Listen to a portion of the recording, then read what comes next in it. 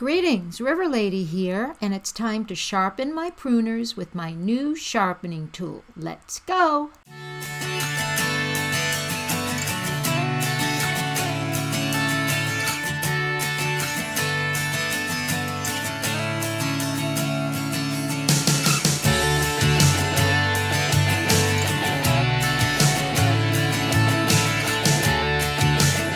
Okay, here we go. Before you can sharpen your pruners, you have to clean them. And you don't need a special cleaning solution. Any household cleaner will work. Buy the least expensive cleaner and then place your pruners for about 2 minutes in the solution. Don't let the solution come up into the mechanism of the pruners. Just keep it slightly below where the screws are. And then after 2 minutes, you're just going to take the pruners out and do a thorough cleaning.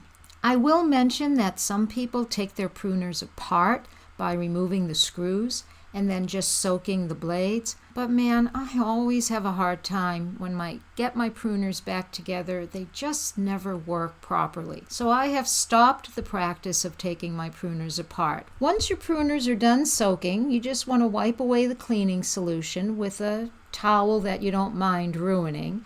And while you're working on one pruner, you can go ahead and soak another. And to be perfectly honest, I am embarrassed to show you some of my pruners. I have not been taking very good care of them. Anyway, the next step is to take some 0-grade steel wool and wipe at your pruners. And you can also use a wire brush to get into the little nooks and crannies. Please be careful of your fingers. Wear gloves. You can actually get those special gloves so that you can't cut your fingers off. But when you are working on your blades, don't stick your finger between the blades. Use the steel wool to just gently get in there. And all you're trying to do is just rub along the non-cutting blade, which is that silver blade in this case. The black blade is the cutting blade. And for getting in the little nooks and crannies, just use your wire brush to complete the process. I like to take a Q-tip and get into the little holes and the little crevices and dry as much as possible. And you'll be surprised what kind of gunk you get by doing this. After I'm done cleaning the blades, I like to give the pruners a squirt of WD-40, which helps to lubricate the mechanism, and then I just wipe it off and I'm ready to do a sharpening. But before we go on to the sharpening, I want to clean one more pair so you can see how well the pruners can clean up, even if they look disgusting. My little snippers were really in tough shape, but the cleaning solution does a great job getting off most of the gunk. It dissolves it quite easily, and then all I do is just take the steel wool and my little brush and I just go ahead and do the polishing. And in this case, because these pruners are in such tough shape, I'm going to actually do a little more thorough cleaning.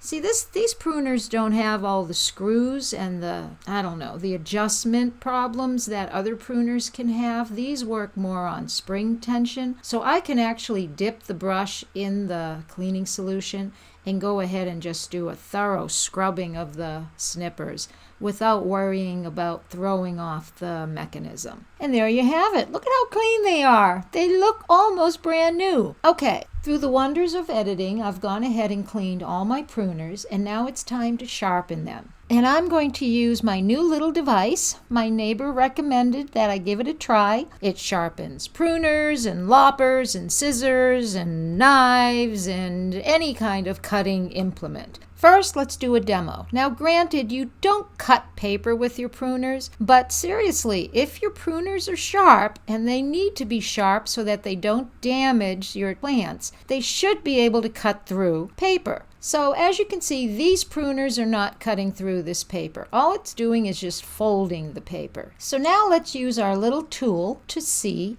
if we can sharpen these pruners. And please understand, this is not a paid endorsement. I am not getting any money for mentioning this tool. This is just the tool that my neighbor recommended to me. Okay, you hold the tool with the special grip. It has a guard to protect your fingers from getting cut off. But one of the things I don't like about this tool is you can't get in to sharpen the entire length of the blade.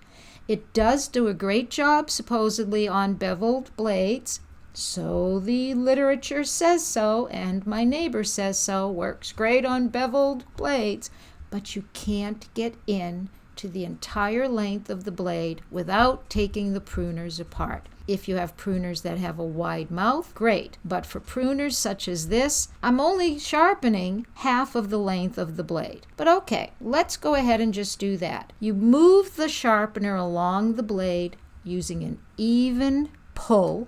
You don't want to start and stop, because then you'll make little burrs. So you just apply even pressure and pull all the way to the tip, and then you do that about 6 or 7 times. Okay, so now let's take our paper and see how they do.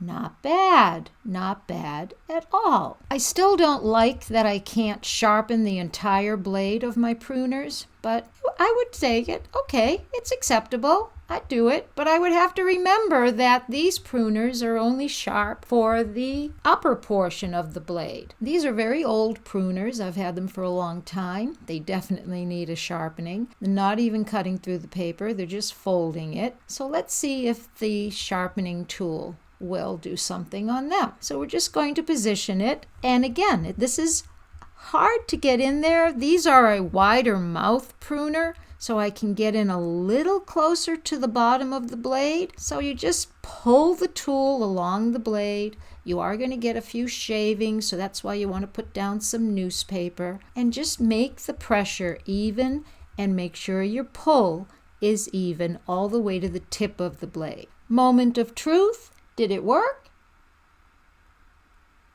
No. There's nothing stopping you from resharpening the blade, going over it a few more times with the tool, and then trying the paper test again. Nope, still doesn't work. Okay, final tally. I started out with 8 pruners. I was able to sharpen 4. 2 didn't sharpen at all, and that could be because the pruners are old or I destroyed the blades trying to use the whetstone. So that's 6. The other 2, the sharpening tool, would not fit to sharpen the blades at all. So it's about a 50% success rate. Guess that's okay.